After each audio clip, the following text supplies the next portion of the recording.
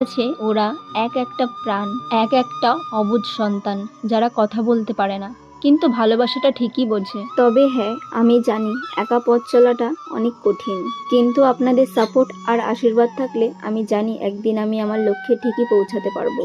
আর মনে রাখবেন, আপনার এই ছোট্ট সাপোর্ট দেওয়াটা কিন্তু আমার একার জয় নয়, জয় আমাদের সকলের, জয় আমাদের এই অবলা প্রাণীগুলোর, যারা রাস্তায় অনেক কষ্টে অত্যাচারিত হয়ে বেঁচে আছে। তবে চলুন এই সোশ্যাল মিডিয়ার মাধ্যমে আমরা সবাই মিলে পৃথিবীটাকে আরো সুন্দর করে তুলি। আর এই লড়াইয়ে আপনারা কি আমার পাশে থাকবেন?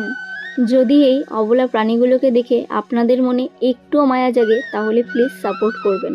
আপনাদের এই ছোট্ট ছোট্ট সাপোর্টগুলো কিন্তু ওদের জীবনটা আরো সুন্দর করে তুলবে। মানুষ হিসেবে শ্রেষ্ঠত্ব তখনই যখন আমরা এই প্রাণীগুলোর কষ্ট বুঝতে পারবো। আর যারা ঈশ্বরকে ভালোবাসেন তারা তো একটা কথা শুনেছেন, জীবে প্রেম করে যেই জন সেই জন সেবিছে ঈশ্বর। তাহলে জীবকে আমরা কেন প্রেম করব না, বা জীবের প্রতি কেন দয়া মায়া বা ভালোবাসা দেখাবো না? আমার একটাই শেষ কথা, ওদের জন্য যদি সত্যি আপনাদের মনে একটু মায়া জেগে থাকে, তাহলে প্লিজ আমার ভিডিওটা দেখবেন এবং আমাকে একটু হলেও সাপোর্ট করবেন। ভালো থাকবেন সবাই।